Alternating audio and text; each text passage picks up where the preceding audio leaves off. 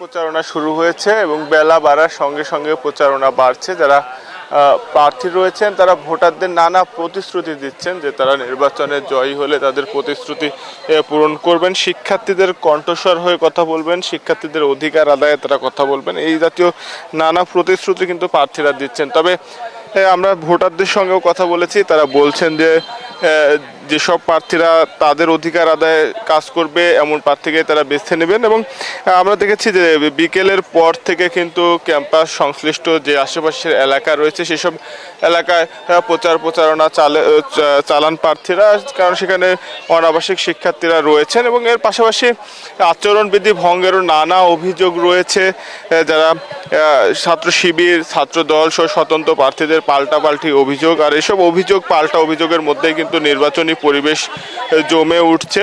তবে নির্বাচন কমিশন জানিয়েছে যে তাদের সকল প্রস্তুতি সম্পূর্ণ, যেন নির্ধারিত 14 তারিখে নির্বাচন সম্পন্ন করা যায় এ বিষয়ে সব পক্ষের সহযোগিতা চেয়েছেন তারা, এবং একই সাথে কেউ যেন আর কোনো কর্মকর্তা শিক্ষক যেন আন্দোলনে না নামে সে বিষয়ে তারা প্রশাসনের মাধ্যমে আলোচনা চালিয়ে যাচ্ছেন বলে জানিয়েছেন আমাদেরকে। এই ছিল রাজশাহী বিশ্ববিদ্যালয় থেকে সর্বশেষ। মনিরা।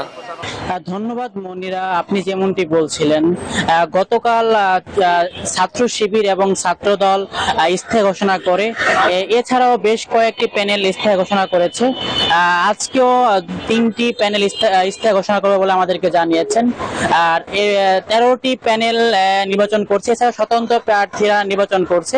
আমরা দেখছি যে ইস্তেহার ঘোষণা করার সাথে সাথে প্রার্থীরা ভোটারদের কাছে যাচ্ছেন, তারা তাদের যেই কাজ, যে কি কাজ করবে শিক্ষার্থী বান্ধব সেমন কাজের কথা বলছেন এবং ভোটারদের মন জয় করার চেষ্টা করছেন।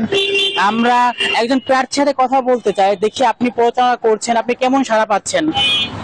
জি আলহামদুলিল্লাহ, আমাদের হচ্ছে ইসলামী ছাত্র আন্দোলন সমর্থিত সচেতন শিক্ষার্থী সংসদ। আমাদের হচ্ছে স্লোগান হচ্ছে শিক্ষার্থীদের অধিকার আদায় আমাদের সংগ্রাম অবিরাম।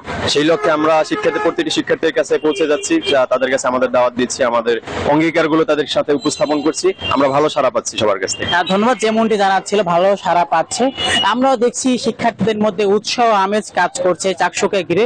এবং গতকাল আমরা দেখছি ছাত্রদল এবং ছাত্র শিবির পাল্টাপাল্টি আচরণবিধি নিয়ে অভিযোগ করেছে এবং কমিশনও বলছে সুষ্ঠু তদন্ত করবে।